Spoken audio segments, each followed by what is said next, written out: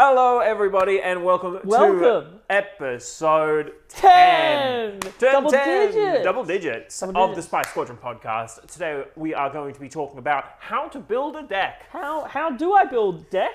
Find out in a bit. I thought it was just I take 50 random cards. Oh, yeah, 50 random cards, slap them in, and run away. And I can run 4 leaders, right? Oh, yeah. Don't worry about it.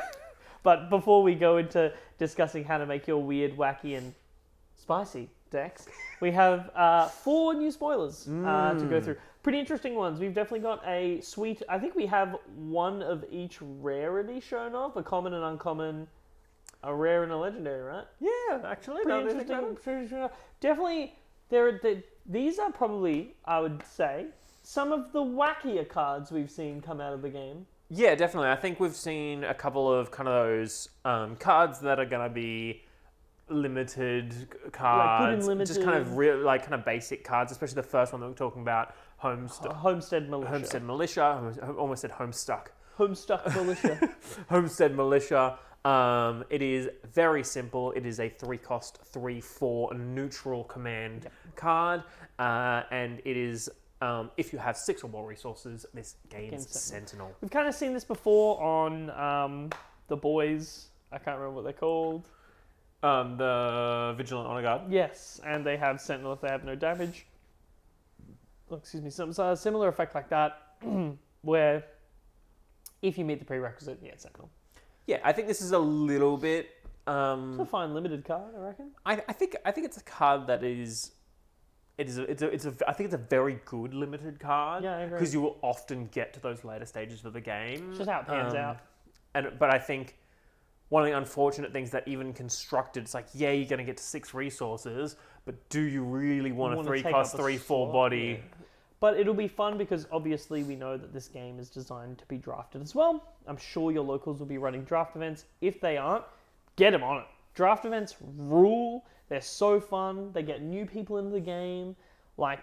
Just draft so that you can play it. Homestead Militia is a good card. But I think this is definitely a good limited bomb. It may see play if we get, I know Chewbacca is a Sentinel type deck, but if we get one that's more Sentinel centric, it's extra focused on Sentinels, I think we'll be seeing that.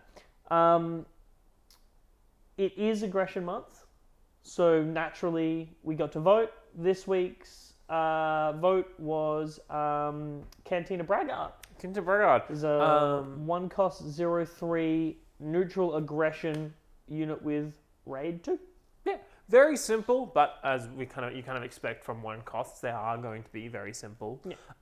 But interesting, right? I like it. It kind of has the stat line of a 2-cost with the downside of it can be removed really easily. Yeah, because you can just attack into it. There's no crackback damage. You swing into it with a Death Star Stormtrooper and it dies. Stormtrooper takes no damage. But there's a couple of interesting plays you can do. Firstly, I'm sure the first couple of decks that come to mind, you think of this card, Sabine, slot it in, aggro piece, IG-88, go wide, build those 1-drops. Yeah, he really wants those 1-drops to go wide so he can start using his ability. Then it becomes a 3/3 for 1 when he's using his ability on it, and it starts really showing some value there. And then we were discussing a little bit earlier, but this is actually a pretty neat card in Grand Inquisitor. Yeah, absolutely. If you're throwing this down on turn 1 with Grand Inquisitor, turn 2 you're throwing something like a Fallen Lightsaber onto it. Pretty solid. Suddenly you've got a 3/6 with raid 2. Yeah, sorry. So swing raid 2 for 5 damage. Then you can ready it because it's technically 3. Still has 4 health. So it's really hard to remove because it's going to have 6 health, and then being able to ready it again. And it's just kind of that.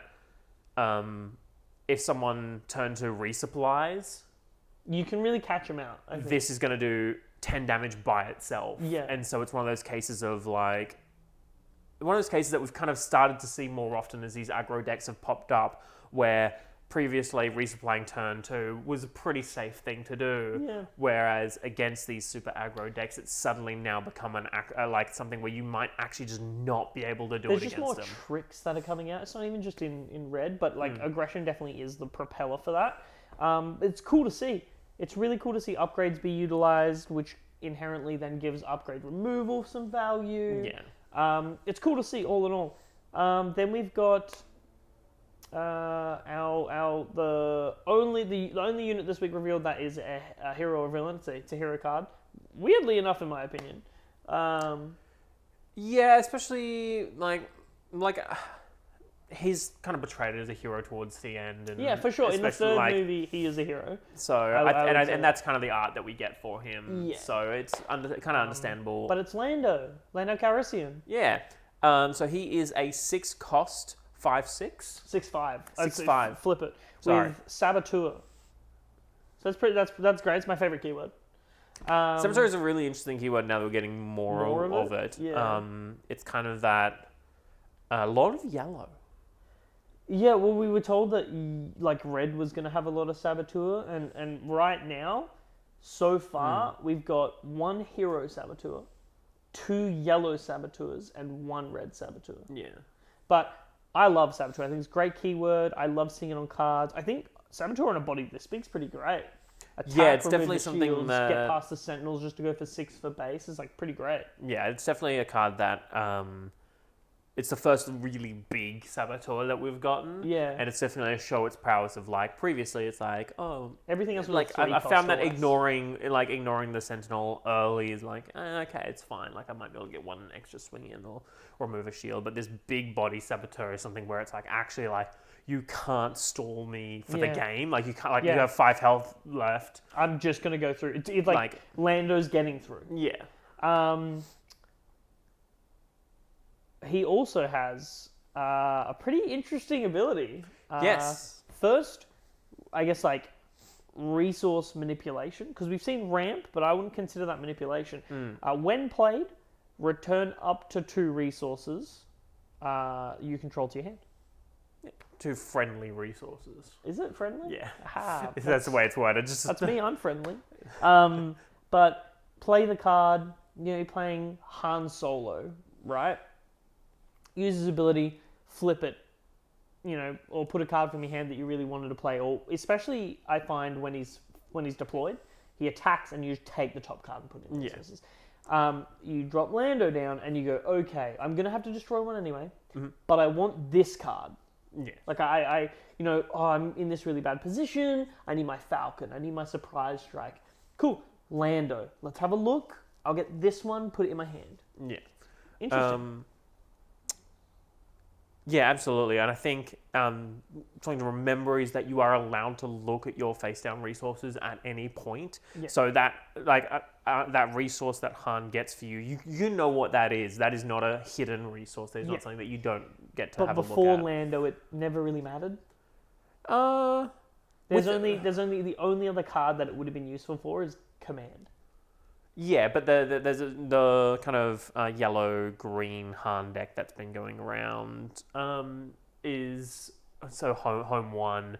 What you want to put that 3 cost in the so you're kind of looking at I guess, but I think before, like, realistically there was never any true relevance behind it, because if I'm playing home 1, I've probably got stuff in the bin anyway.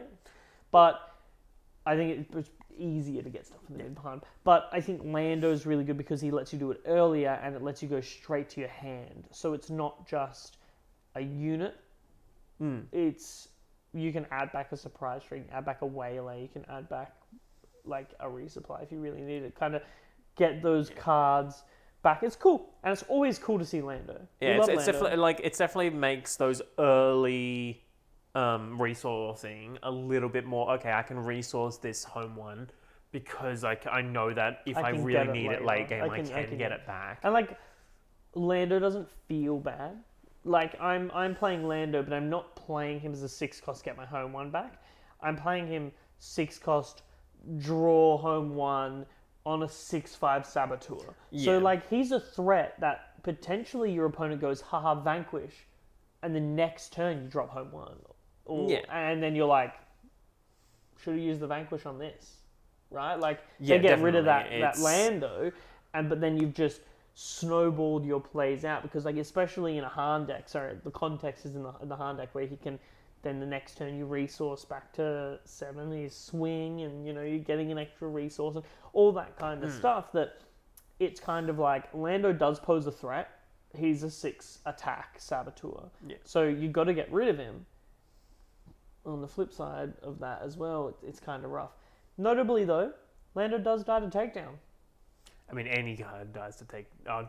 There's a select few that Right, don't. yes. But it's just interesting that I was thinking Lando vanquish, not take down. Lando doesn't. Yeah, no, Lando does die to takedown. But they've said already that like it's one of the most relevant meta removal cards set one. Yeah. And it's no surprise that A lot of these cards are gonna get taken down. Speaking of, I guess, wacky cards, because Lando's a bit wacky. Like, Lando's got a really interesting ability. I really like it. Speaking of other interesting abilities, in Cunning no less. Change of heart. Change your heart. The artwork, I love it. Our first single aspect, legendary. Yeah. Pretty cool. Yeah, absolutely. So, Change of Heart is a 6-cost event, which says you may take control of a non-leader unit your opponent controls. At the beginning of your upkeep phase, your opponent takes control of that unit. So, you get to just take it for the turn. Yeah. Cool, you've got Big Sentinel. Mine.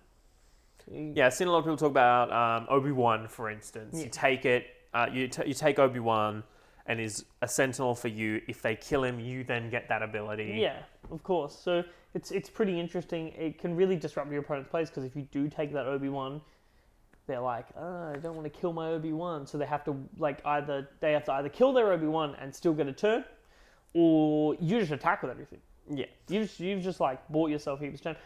I can definitely see a situation where maybe you have a board set up, they play Obi-Wan, you go, okay, cool, I'll take that for the turn, and just turn the tides. Taking stuff like, if you're lucky enough, you can take a Resilient. You play your shoot first, and then change your heart. But, you can take a lot of units. I'm on the fence about this card. I think 6 is a big investment. Especially for a one-time effect, and especially for a card that doesn't necessarily ready the card you take.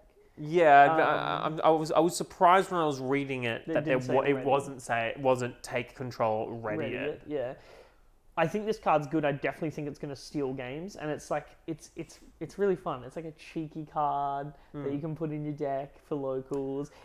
I could see this being a competitive sideboard card, depending on how the meta pans out. Like you need your 2 Change of Hearts to deal with the like a big Vader unit or something like that. But I can see something like Mace Windu, taking control of a Mace Windu and clearing your just opponent, clearing your opponent's board, and then doing then that he'll trade. probably usually die eventually if you just trade into a lot of things. So it's cool. I really like the card. It's just it's real. I feel right now it's really situational. Yeah, because I play Change of Heart, and how good it is fully depends on how good my opponent's cards are. And I mean, in this game, there are no bad cards. They all are awesome. But, in certain situations, there's obviously going to be some better cards than others. But it definitely will be a pretty big feels bad. If you're sitting there, your opponent claimed early, you got like a pretty good turn. You're feeling good with your green-red Vader deck. And you're like, I'm going to overwhelming barrage this idiot next turn. Nyuk, nyuk, nyuk. And he just goes, I'll take your unit. And you're like, oh. Yeah, I can definitely see it being used as I take your unit and then trade another unit for that unit. It's a 6 cost 2 for 1. I mean, like realistically, if Vanquish costs 6 and said, destroy 2 non-leader units. Yeah, I think it it definitely has its application. I don't think it's a bad card. I definitely think it's one that if you underestimate Change of Heart, you're gonna get a huge shock when someone uses it against you, and you're gonna be like, I didn't even remember this card was a thing, and you're just gonna have to sit there and look at your little guy who's had a Change of Heart. He's like, man, maybe I should fight for the rebels. Like Emperor Palpatine over here is 6/6 over. It's like, maybe they have a point. I definitely think it's a card that I specifically am very excited to run one of in every single yellow deck I ever play. It's so fun. It's so, like, I definitely think it'll be fun. When you play Change of Heart, it's gonna feel good. It's always when gonna you feel get that good. hit and you take the right unit and be able to just absolutely use it against them. It's just if you it's can gonna do be that, great. it's gonna feel great. But whenever you play Change Your Heart, I think just a little part of you is gonna be like, even if you're losing, even if you're the worst possible point imaginable, but if you're just able to be like, nice Blizzard Assault AT-AT. Yeah. Yoink. Bonk, and just start clearing and even board. worst case scenario, if you're like, it's getting rid of a threat for the turn, right? Like even if you know, even if you're grabbing it tapped, and maybe not tapped, but like, say you take a General Veers and that takes +1/+1 off all the rest of their stuff. That's pretty great. There's a lot of things where, I mean, if more of these kind of board buffs come into play, taking those away is actually, even though they're lower cost units that might not help you necessarily, aren't like, oh my god, this makes me win the game. It can it is a card that has the possibility to turn the board state in your favor. Really, like, let's say I'm against Aggression Vader, you've got a Viper Probe Droid and a First Legion Snow Trooper. I don't mind paying 6 to take that Probe Droid to swing into your Snow Trooper and get a 2/4 out of that. Like, I feel pretty good about that. Yeah, having said that, there's not been any official rulings. I'm pretty sure you're not going to get any kind of on-play, you're not going to get any on-play effects from this, so it's not like when you take something you can then use its on-play effect. It's specifically gaining control of the card.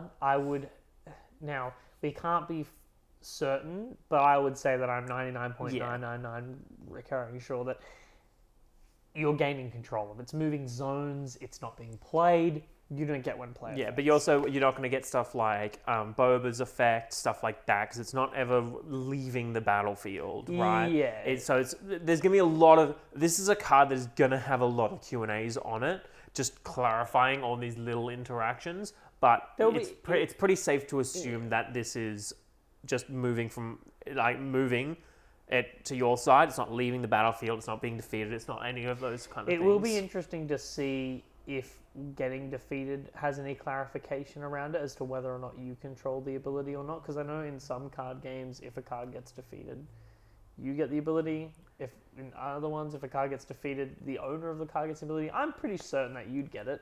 But yeah, definitely. Well, we're playing Dragon Ball, right? Yeah. It was one of those things where it died, it went to your opponent's discard, then the ability kind of triggered that it had been defeated. It was a really weird kind of... Yeah, well, it was, and there was literally, I'm pretty sure one of that abilities occurred because of like a card that could gain control of like a body changing Ginyu or something. But that's aside the point. That's not Star Wars Unlimited.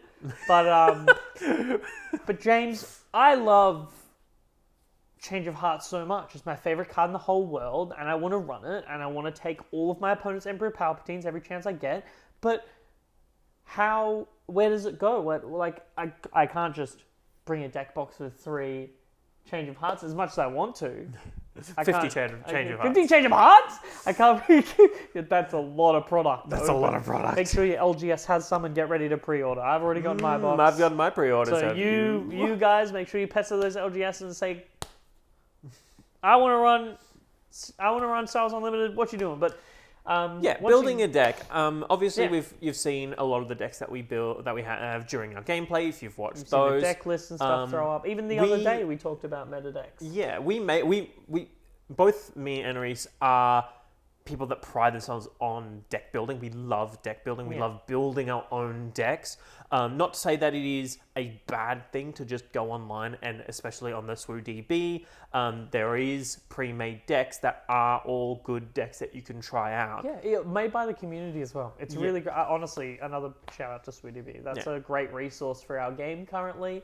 Yeah, and I know the Garbage Rollers. Those guys have a bunch of decks on there that are from all their gameplay, so that's really cool to see. It's always good to be able to go back and forth and just see what people are working on. It's really cool to see interaction, but it's good to look at decks and get ideas. But if you're someone like us who is just like, but I want to build my own deck, I don't want to do that, which is fine. Yeah. I do it sometimes. I go and check what the most cool looking decks are, get some absolutely. ideas. But the thing is, to me personally, I enjoy building my own deck for several reasons. One, I like to say this is my deck, I created it. And two, my play style is always going to be different to someone else's. I can play the exact same deck as someone else, but rate Viper Probe Droid over another card that they're running, right? And so I want to run Viper Probe Droid because I want to be able to turn 1, see what they have in hand, turn 3, see what they have in hand, whatever. Like I rate that highly, whereas someone else doesn't. What creating your own deck does is it allows you to play your game how you want it. Yeah, with your preferences. And while you can spend a lot of time playing a different deck and learning all the intricacies of it, I think tailoring it to you makes it feel better to play, and therefore you're going to be able to play it better. Yeah. In my personal opinion, I know there's some people that just go, well, this is the best deck, I'm going to learn how to play this now, and that's fine. And that's fair. Honestly, like, go ham. There have been situations in the meta where we've both done that sometimes. We've edited the deck that's the most meta. At least I know I have definitely gone, this is the best deck, I'm going to learn it. And sometimes I do that so I can fight against it. But I think this video is just going to be very loose, talking about, hey, you want to start from scratch, you want to build your own deck. You know, you there who's just come from the CCG or a different TCG and you've just bought product and you've cracked it and you've gone, what now? This is the video for you. Yeah, absolutely. And the first thing we're going to say is, if you are completely new to the game, get a starter deck. It is 100%. It is a building block to be able to learn how a deck is built. It's 2 building blocks. It's so good. Of how a deck is kind of constructed. But if you're looking to build, say, Boba Fett or something like that, here are a couple of things that you're going to be... Before you even start putting cards into the deck, here are a couple of things that you need to be thinking of before that. The first thing is, what style of gameplay do you like playing? I know Reese particularly enjoys a more aggressive play style. Balls to the wall, like getting in there. Like you guys saw last week's gameplay with my really gambly Han Solo yellow aggro deck, and then like after we played a couple of games against Red Vader, I fell in love with that deck too. Like, just I love getting in there and punching hard. Yeah, so obviously Reese kind of gravitates towards that red style, so he starts looking at leaders like IG-88 and Vader, Sabine, and starts looking to those to kind of start making his deck. If you want to play a more control style, you're looking more towards Luke or Tarkin, or even Vader can be quite a controller. I know there's been some talk on blue-red Vader being quite a very good key control piece currently in them. Kind of leads us into another interesting talking point about this game is your leader doesn't necessarily always define your play style. You need to figure out what play style you like first, and then you would move into picking your leader and your base. And that would be based around the colors and aspects you pick, really. Yeah. And it is perfectly fine to be like, Vader's my favorite character, and I like the color blue. So we're going to just put these two together and find a deck. Perfectly fine. You don't need to have but it is a good thing to kind of think about before you start putting cards in your deck, what kind of deck you're creating. Yeah. The way I always think about it is, okay, I played a little bit of this, played a little bit of that. Or even, let's just say you've cracked the starter deck with your mate, and you've cracked a couple boxes and you've gone, well, I really liked how Luke was going. I liked what he was doing there. Like, I played a game where I played all my cards and put shields on them, but maybe Luke isn't for me. And then your friend goes, oh man, I loved like the Vader ping style and playing all these low cost units. That's definitely my go. You've figured out what your first port of call is there. You might not like Luke, and that's fair enough, but you liked what he did. Yeah, absolutely. And that's the important part. Yeah. And so obviously it's a 50 card deck. That is where you're going to start with. You're going to have to find 50 cards to put into this deck. As well as a leader and a base, which is separate to that. Yeah. So there's a couple things to kind of go with first. So the first thing you can do is you're going to look for cards that complement your leader, right? Cards that go well with your leader. For instance, you've started building a Boba Fett deck. first thing you might do is then see Boba Fett and Fett's fire spray. Fett's fire spray Yeah. and Man. see that they're like These go great with my leader. exactly, and it's one of those cases of when something is defeated, I can untap, and then this defeats things, and this comes in ready when Boba Fett. So it's one of those cases where you'll find synergies with your leader. You want to kind of find those cards, and those usually go really well in those decks. Which is what these games are all about. It's all about figuring out your playstyle and figuring out the synergies that go along with it. So usually you want to pick your playstyle and then go, okay, let's just for instance say that you want to play a controlling matchup. So you're going to go with yellow, green, Boba Fett. Yep. And you're going to take the conversion complex on the Yadu to get the ambush. That's where you're starting because your favorite character is Boba and you like to play control. So just as James said, your first protocol is probably going to be Boba Fett and Fett's fire spray because they work really well in the deck. I think also with the energy conversion, like you might start with Command Center. Yeah. Right? You might start with Command Center, and when you start putting more of these cards in, change it later, and we'll explain why that would be in a second. Yeah. So you build a deck, you want obviously units and events.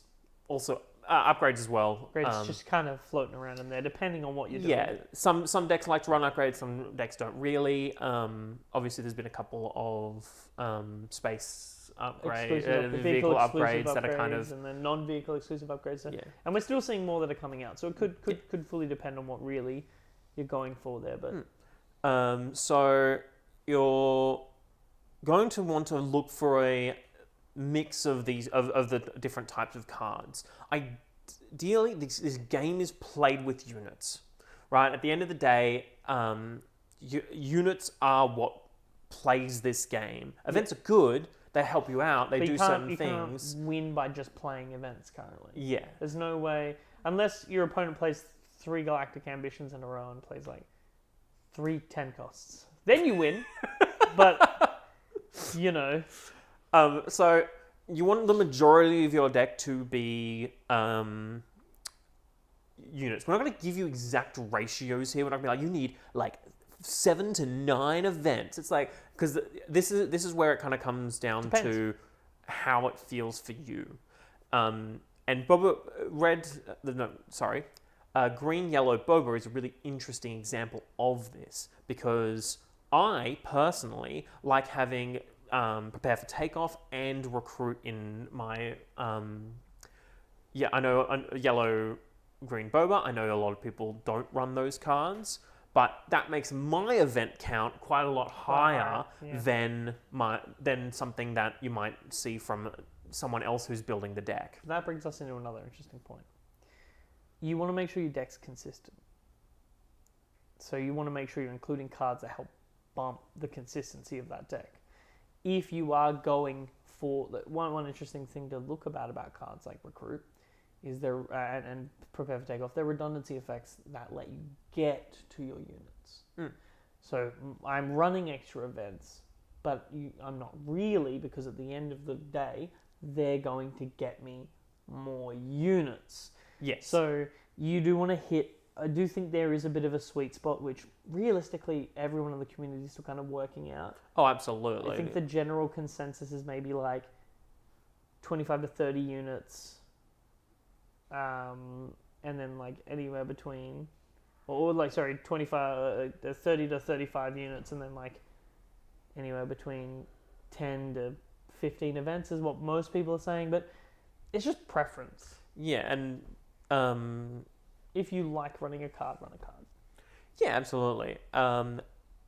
It's that kind of situation in where you're now kind of looking at, you've got a couple of units in there, so you've got Boba Fett, you got 5 probe droids, 5 patrol, yeah, and now you're going, oh, well, Boba Fett actually is a really good board control piece, and I'd really like to bring him in straight away with ambush. And also, this Death Star DJ is going to be really helpful coming in with ambush because that's going to get me immediate value from him. So maybe I swap out my command center for the conversion lab. So don't be afraid to go, like, when you put something in your deck, do not set it in stone, right? Maybe like as you're going, you can be like, oh, maybe I only want 2 of those because I want this card. Maybe I only want 2 calluses because I'm finding that I don't have enough 2 costs. Yeah. So I'm going to run 3 Viper Pro droids instead of 2 and then 2 calluses. And that brings us to what is kind of colloquially known as the curve. Yeah. It's a general rule you want to have, like, obviously every turn you're putting down a resource, except for the first turn where you're putting down 2. So you kind of need to make sure that you have a play on those early turns. If you put all 6 costs in your deck, you're not going to get to play anything until turn 5. The curve itself is essentially theory that came back realistically way back when from Magic the Gathering in the 90s when it was first released. The curve itself is every turn you're getting resource, and any resource left unused is wasted. So your deck needs to have a good number of cards in. It doesn't necessarily need to be in ascending order, but it needs to have a good number of cards where you're not wasting resources as you go up. You don't want a top end heavy deck because you don't want to miss out on turn 1 plays, and you don't want all 1 drops because then you're just going to be wasting resources in the late game. It's called a curve because you kind of want your deck to go like, 1s and stuff like that. And it kind of curves up and down as to depending on what your deck wants to look like. For instance, my Han Solo deck, my red Han Solo deck, its curve really dips. It's, mid at the 2s, very high at the 3s, dips down for a little bit, and it's back up at the 7s. Because that deck thrives on having mid-cost, middle ground units and 3 costs. So it's really about analyzing what you're doing and where you're, like how many cards you've got, what resource cost your units are at, and making sure that you're not railroading yourself into one or the other, and that you're giving yourself the best chance of success by giving yourself the most consistent ratios at using your resources. Yeah, absolutely. And you'll find if you're building IG-88 or you're building Tarkin, these curves are going to be very different. Yeah, exactly. IG-88 is trying to get as many bodies on the board as possible, so your 1 and 2 costs are going to be way higher, whereas Tarkin is kind of more focused towards the later end of the game, so you're going to find that the curve kind of is shifted to those kind of, like, it has 2-3 costs. It's higher in it's more top end heavy because that's what the deck wants to do. And that's what we were talking about earlier.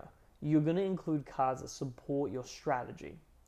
So if you're going to be an IG-88 deck, the curve of the deck wants to be lower because you want to include the early game units to get your leader's effect off to synergize.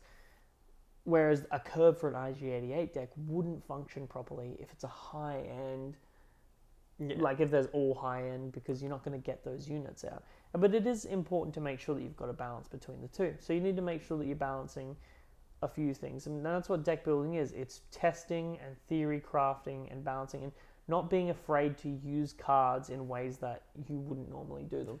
Yeah, absolutely.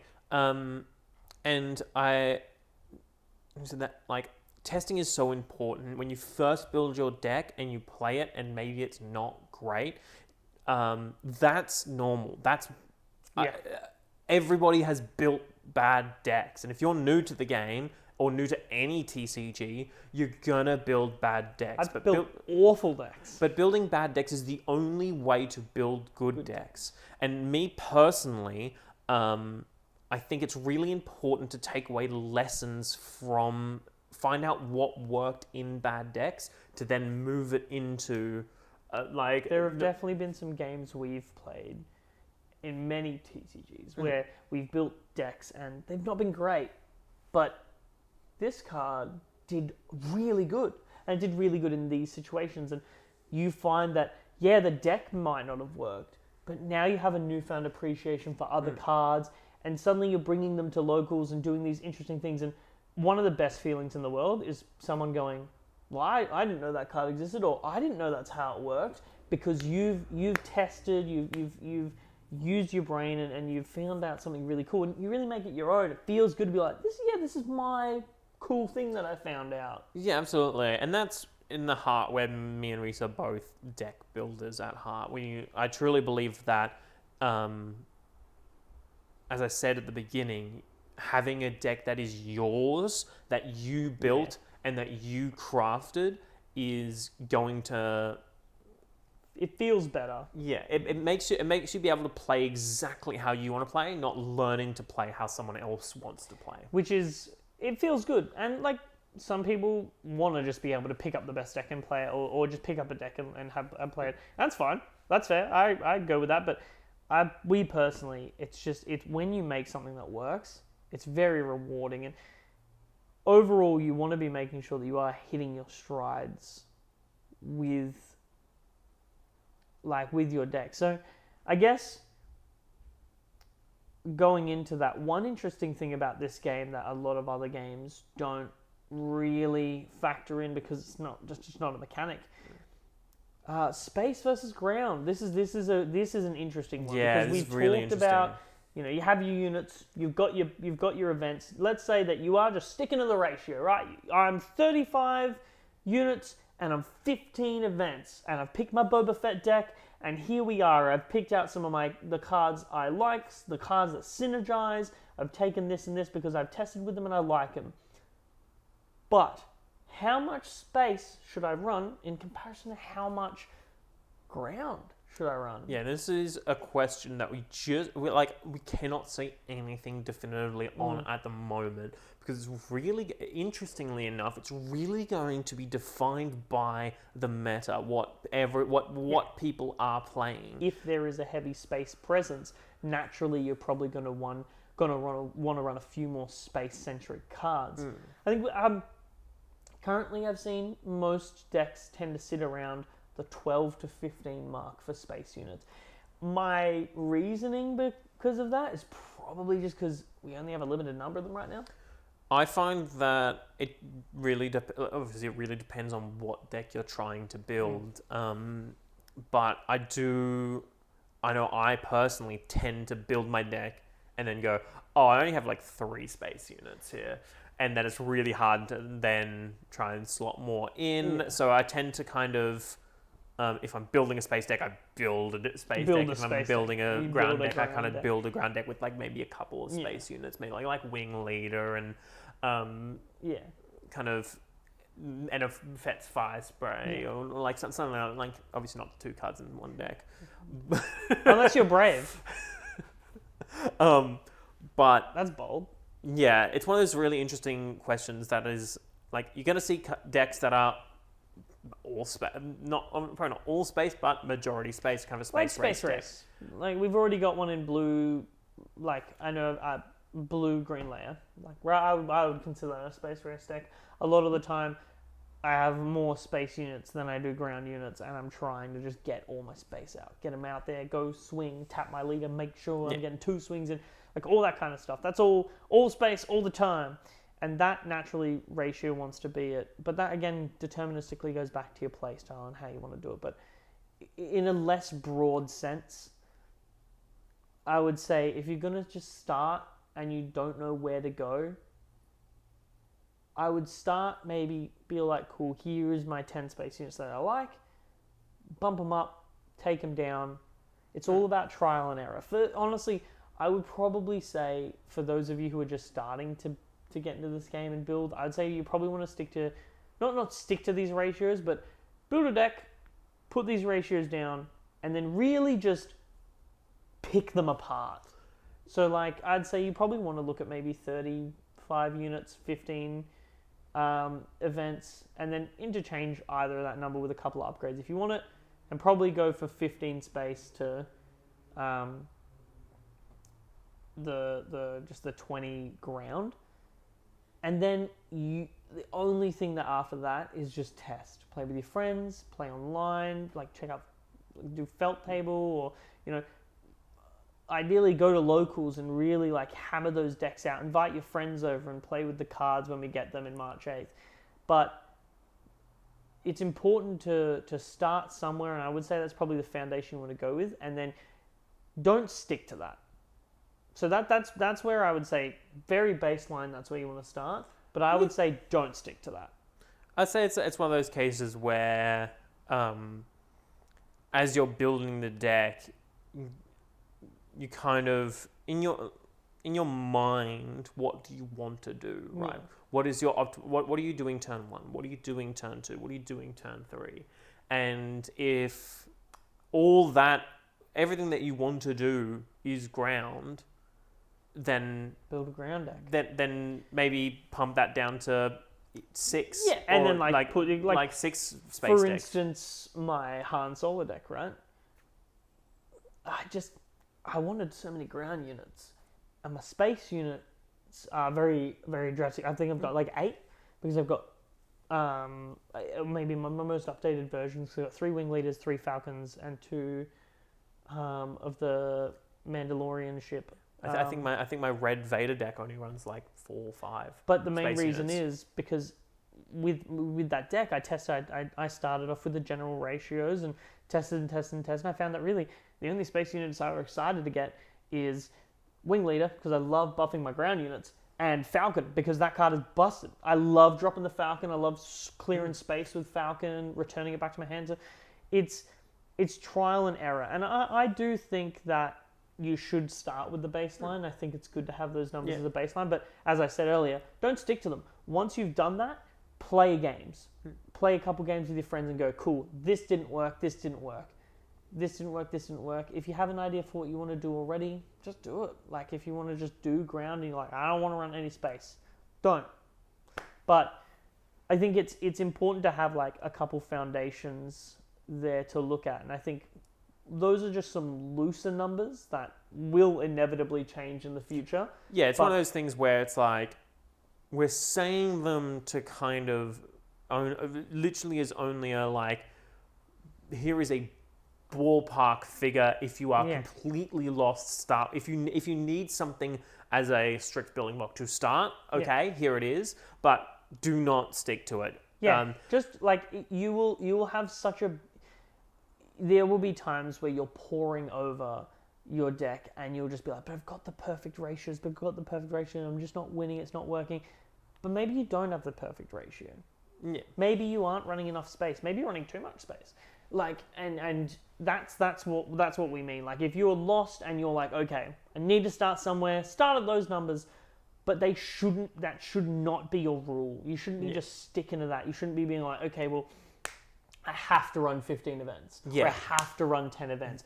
No, if you want to build a deck that's just a couple of units in all events, if you can make it work, make it work.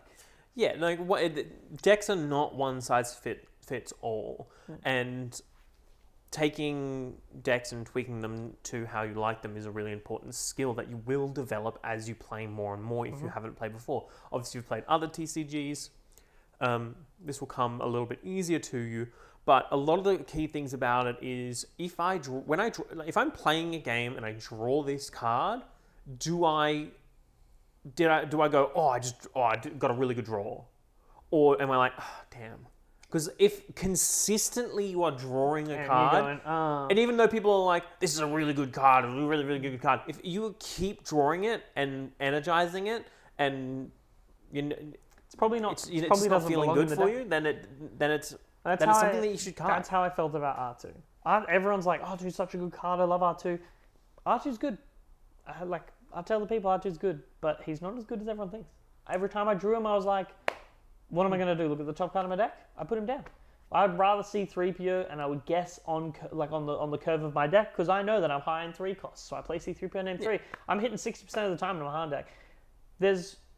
It's that kind of philosophy, but there's 2 more things I want to quickly touch on before we end this episode, and that's what's colloquially referred to as staples, and counter cards. So meta counters. Yep. So firstly, we'll cover off staples. Yeah, absolutely. I'm building a yellow deck. Staples refer to, I guess, cards that hold the decks together or hold the colors together, cards that you're probably going to see in most decks. For instance, yellow, I'm running Boba Fett, probably going to run Asteroid Sanctuary. Yeah. Maybe Surprise Strike. Even any yellow deck is usually running Asteroid Sanctuary. That's what I mean. Sorry, not just Boba specific. If I'm running a red deck, I'm running open fire. Yes, If I I'm think that running is blue, the biggest I'm one at the running moment that takedown. you can see Yeah. is if you're running a red deck, you're running Running open open fire. fire. If I'm Maybe you cut it blue- down to 2. But Maybe. it's still there. If I'm blue, I'm takedown. Like if like, and then that's what we mean is those cards are just always going to be seen. They're just staples of the format. Resupply, that's actually not a staple because if I'm building green, I might not always have it. But if I'm building green, I'm going to always try to currently have a Consortium Star Viper. Because I like that card. It's a 3-cost 3/3. It's solid, right? A lot of the time right now, just because I don't think we've seen all the units really that we have. Oh, good talking point. I think hero and villain have a lot of just staples, right? If I'm building a hero deck, you better believe I'm including 3 Winglander, 3 Fleet Lieutenant, 3 C-3PO. Yeah, absolutely. And if I'm running a villain deck, then Snow Trooper Lieutenant. Snow Trooper Lieutenant, Viper Probe Droid, Veers probably. Veers. These are all units that, while not in every single deck, are in a lot of decks, Yeah. and that's why they kind of and Veers is one of those ones where he's a staple because the majority of villain cards are Imperials. If that changes in the future, he's probably not going to be a staple, but like all of these cards are just so pivotal to like when I think hero, I do like when right now if someone's like name a hero card, I'm probably gonna say Wingleader.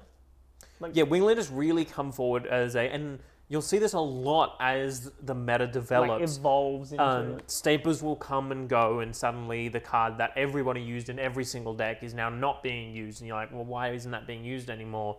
And it could be a variety of reasons. Well, this deck card was really good in this deck because of these reasons, but the cards that it was affecting are no longer being put in those decks. Yeah. So this card is not as good as it used to be. And there's a lot of those kind of weird, like kind of flowy changes that happen with card games as you move through a meta. and as the game develops. Yeah, People absolutely. become more comfortable with cards.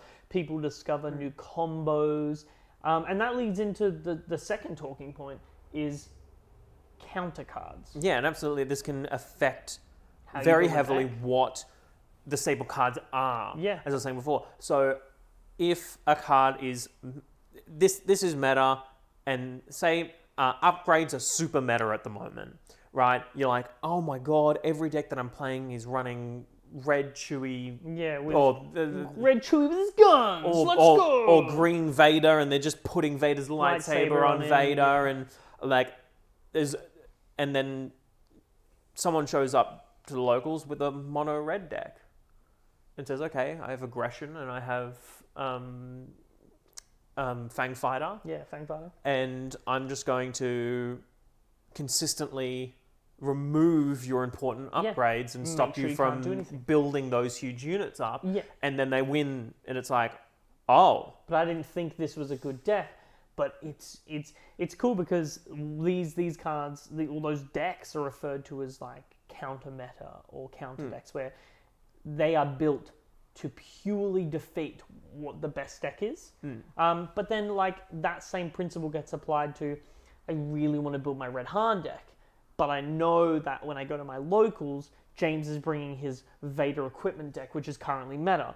So I have, like, to make sure that I have a chance, I'm including 3 Fang Fighter in my list. Yeah, because absolutely. I need to be able to get rid of those, I need to be able to get rid of upgrades. yeah. And you'll see usually kind of sets into, or like a lot of metas set into like sections of things. So like the aggro strategies beat out the upgrade strategies, the upgrade strategies beat out the control strategies, the control strategies then beat the aggro It strategies. just kind of goes around. And it's a lot of the time, and a lot of people don't like it, but it can a lot of the time fall into like a paper, scissors, rock, where you'll maybe just get a couple of really good decks and they all counter each other. But I think one really cool thing with Star Wars, and this happened with Destiny, as one of the big things I promised that I really enjoyed with Destiny, although there were always top decks, you really just catch a win. Like, you could just build a deck and catch a win. Like, we played a side event at Nats one year, and James and I swapped decks, and he was playing my 7th Sister General Grievous deck, and he won.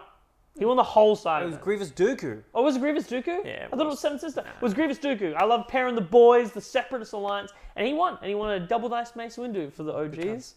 But that's the kind of stuff like there may be a meta that forms, but there will be cards and strategies that allow your deck to be able to perform and beat those strategies. Yeah. And one really good way is just test against them. And any high-level player you ask for any game will say that.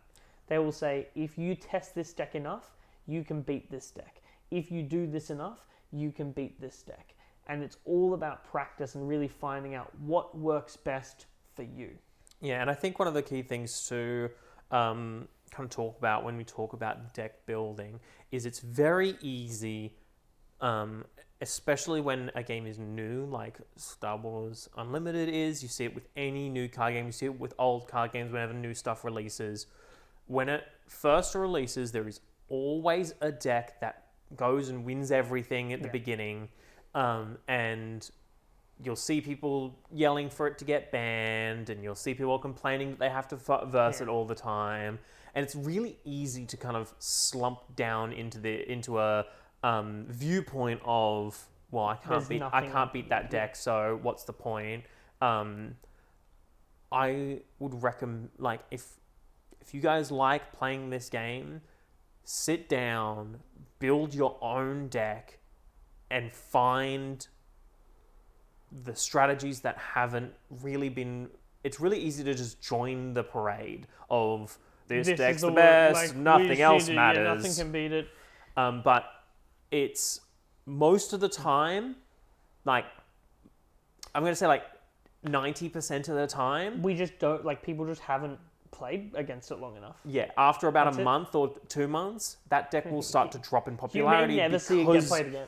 Like, legitimately. Because there are countermeasures to it, as long as you don't just get stuck in this thing. It's like, I either lose or I play that deck. It's like, those aren't your two options. You need, like, you need and to I think branch that's out. really Really figure it important out. for local metas.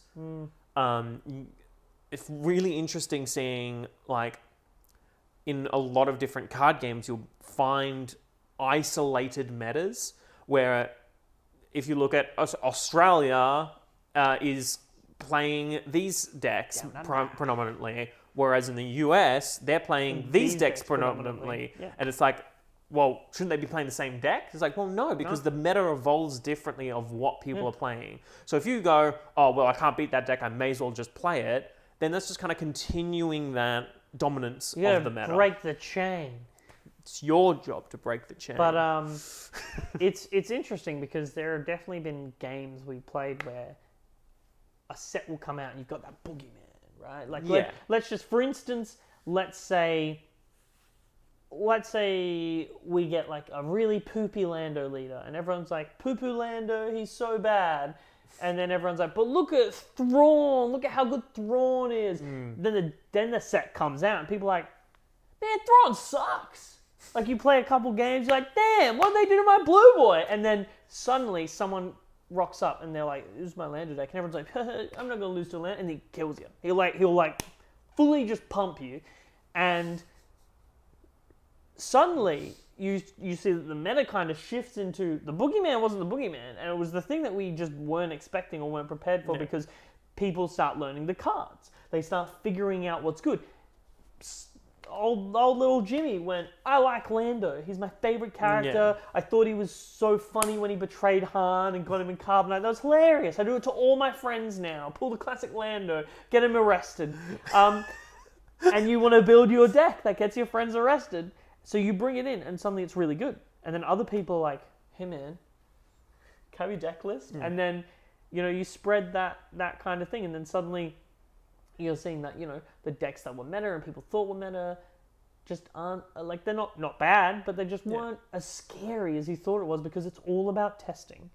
Yeah, I think one of the things that I'd like to say before we kind of get to this thing, we're running out of time, but one of the things I want to say is that if you are watching Spy Squadron going forward, and you are taking anything away from what we're saying and how we talk about cards. I think it's to not be afraid to go your own way. If somebody says a card is bad, it is always good. It is always allowed and always a good thing to take that card to your locals and play with it in decks. Because you've cool. See, 80% chances you go, Yeah, cool. it was Okay, now I understand why it's bad, and I understand And more. now I get it.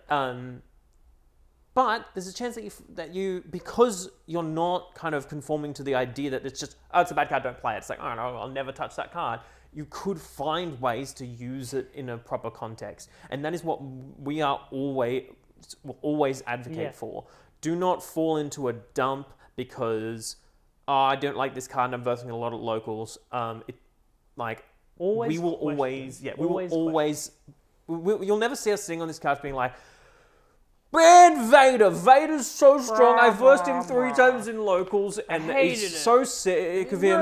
Like, you will see us being like, "Hey guys, new meta is this Vader leader. Here are a couple things we've found that work against it. Here's a couple of deck lists. This user submitted that. Like, one of you guys has said that this works." But I think one thing that I saw, and I've spoken with a few people before, and it's just a mentality I just don't like, and I would urge you guys to steer clear of this mentality. Is when someone brings a deck and you go, oh, why this card or why that card, and people go, oh, don't question it, we don't question this. You should. Yes. When you play this game, question everything. See this card, why is it bad? Why is it good? Why isn't it played? Should I run it? How do I feel about it? Because at the end of the day, it doesn't matter what XX Boba Fett Lord 29 says about his Boba Fett deck.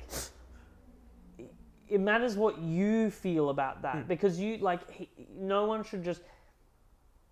I don't think it's a hallmark personally of at least a good deck builder if you can't explain why you're running the cards.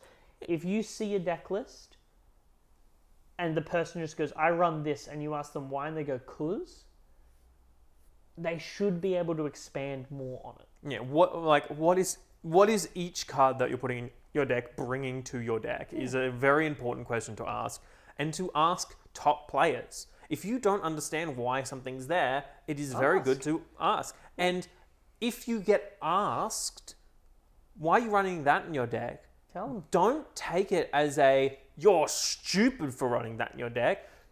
It is a conversation starter. It is something it comes from a place of, hey, I'm not sure why it's there, but I would like to know, so please explain it to me. You will find that most of the time if someone asks why you're running that card and you explain it, the response will be, I never thought of it that way. Yeah. And it's usually a lot of cards that it happens a lot when you build your own decks and you just find things that you enjoy, and that every time you draw it, you go, oh, actually, I really like this. that. I'm so glad I got this. I'm going to do this and this. And it's like, and so a perfectly valid response is just whenever I draw it, I find that it really allows me to do this. So yeah, I think we'll probably cut it off here. But this has just kind of been our intro into deck building, and what I guess the theory of it is less so the mechanics of it, and just build a deck because you want to. But in the future, when we get more cards, when we get more sets, you will be seeing us do podcast episodes on the meta, probably ranking decks, seeing how things go. We'll probably review staples and things like that. Yeah, absolutely. As the game changes, and that will also help you get a better idea. So definitely tune in for when we start covering that stuff. Yeah, and if you want to, if you subscribe, you will start to see some more videos coming out other than the podcast and the gameplay. Yeah. We're definitely looking to do a few other kind of box openings when they come out. I'm so excited to do that. Don't even get me started on that. There's some really interesting plans. So please subscribe, check it out, and there's some really cool things coming when the content will be varied. It's just right now the game's not out, so our content that we can make on it's pretty limited because we don't have all the cards revealed, we don't have locals that we can talk about yet, and we don't have boxes that we can crack open. But you better believe we're doing pack openings, maybe even some giveaways we've talked about. We're definitely looking at doing deck lists and things like that. We would love, I think one thing that one of the biggest reasons we made this channel is because we love the idea of seeing a comment of someone go, I don't know how I want to build green, yellow Han. Could you guys build a deck for me and see how it goes? Yeah, of course we can. Absolutely. We'll do a whole episode on it just for you, little Billy. I don't know. All right, thank you guys very much you. for listening. Check out the gameplay video this week. For sure. And we will see you next week. Bye. We just kept talking. We did. I think that one.